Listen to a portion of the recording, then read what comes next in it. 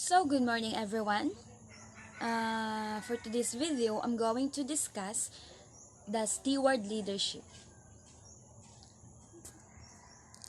So, the new concept of stewardship is emerging with affects not only the way we use money, but also how we use all the resources God has given to us. So, the study of stewardship can change our entire way of life. So, the stewards and households. The stewards in Genesis 39 verse 4 to 9, if you have a Bible there in your home or wherever you are, just find the context, which is in the Genesis, which is the first in the Bible, 39 verse 4 to 9. So according to Genesis, a steward is a person who is given responsibility to manage the household of another person. So most of us manage our own affairs, but sometimes circumstances for us to leave our household in the care of another. So ang steward, it is a responsibility na managing the household of another person. So OFW people, they are a steward person. Why? Because they choose to leave their home just to work in other country. Na sometimes ang mahimong rason is ning mga tungod kay pobre kaayo, tungod kay daghan mga problema. So, di ba, they choose to leave their household, their home, they choose to leave their family just the sake of others para mahimong makatabang sa ilang pamilya. That is a steward. So, in Genesis 39 verse 4 to 6, we are told that Potiphar made Joseph overseer or steward over his household. So how much authority did Joseph have in this household? So in Genesis 39, 6 to 9, tell us that Joseph was in the charge of everything. Potiphar left to the Joseph all the decisions about the management of his household. He did not concern himself with anything except the food he ate. In verse 6. So, according in Genesis, if you have already read the whole context of Genesis chapter 39, it's all about the life of Joseph. Kung diin si Joseph is katong gikuha or murag something giampon gali sa sa usa ka hari, tungod kay nakita sa hari nga si Joseph usa ka maayo nga tao. So si Joseph kay tungod grabe ang trust ng hari kay Joseph, gisaligan ni Potiphar si Joseph na maoy mahimong gitagan authority si Joseph sa ilang pamalay, sa ilang katungod, gitagaan katungod si Joseph sa usa ka hari na mo'y gibinlan sa ilang panimalay.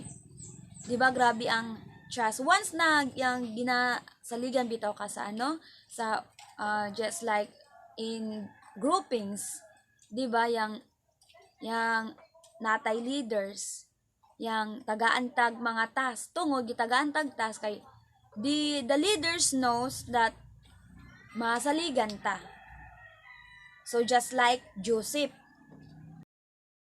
diba, gitagaan og authority si Joseph na in charge of everything. So meaning bisan unsay himuon ni Joseph, mahimo naan kay tungod gitagaan siya authority na mo-manage sa household ni Potiphar.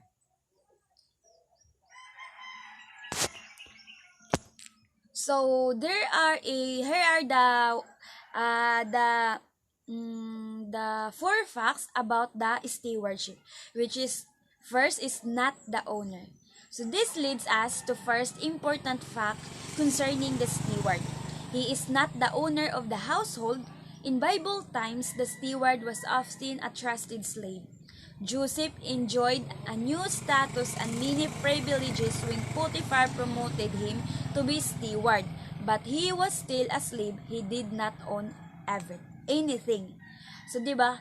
So, kaniadto in biblical times, kaniadto, slave gyud ka ng mga mubo sa mga hari, sa mga ingana. They called slaves.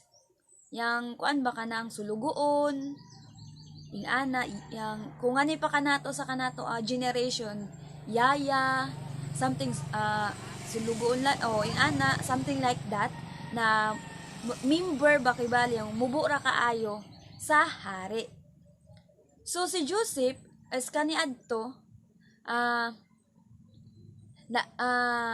gitagag authority og nag-enjoy sa iyang new status kay tungod si Joseph usa ka slave kaniadto, nagikuha ni Potiphar og usa ka slave sa hari. But tungod kay nakitaan sa hari nga grabe ang kasaligan gid si Joseph, so gitagaan niya authority, which is gipromote ni Potiphar si Joseph na mahimong steward sa hari.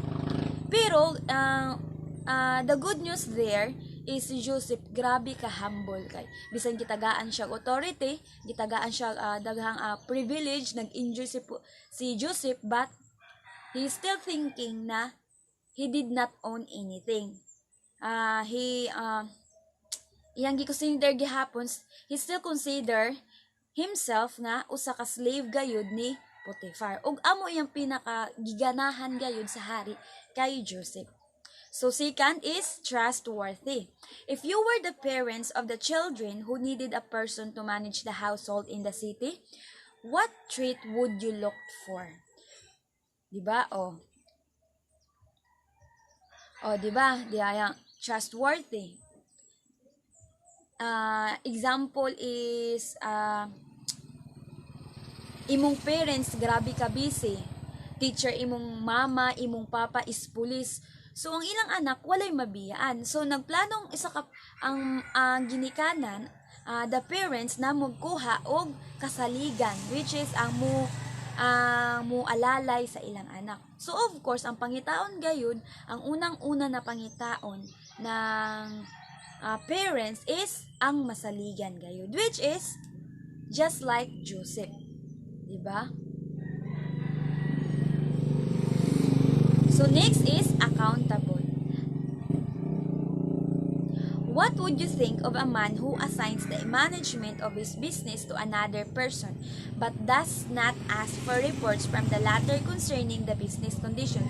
What attitude is he encouraging in the manage? So dapat accountable gayud kanunay ang mga ginasaligan para mas mo promote o mo level up gayud ang the person na gina-entrustan gayud sa usa ka leader or manager or whatsoever. So lastly is wise. Since the steward is not the owner and since he has to give account of his stewardship, it follows that he has to give of all the skill and ingenuity he can master.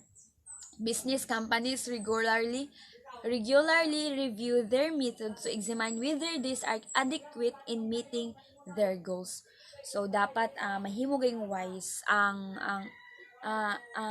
usa ka leader or ang mangita mahimong wise gud sa to choose people na masaligan gayud. So okay, next proceed to the households. The word steward in the New Testament comes from a word that has rich meaning. For our study, the root word is oikos, which basically means house. However, depending upon the context, it can also mean household or family. So in Acts 16 verse 15, if you have a Bible there in your home or wherever you are right now, in Acts 16 verse 15, we find that Lydia and her oikos, which means house, were baptized. Oikos here clearly refers to the people who live in the house.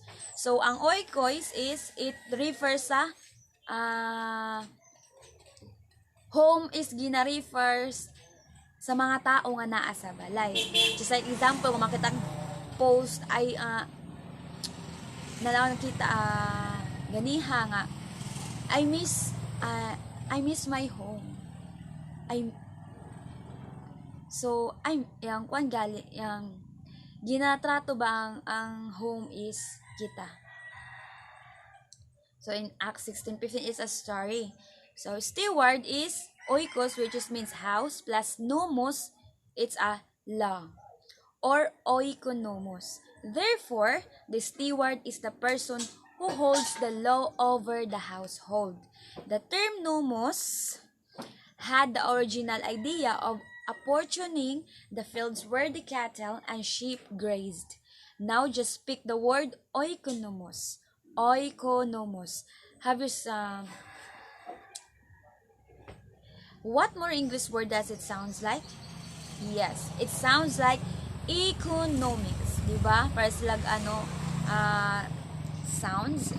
Stewardship is nothing more and nothing less than the economics of God's resources. So that's all, and thank you.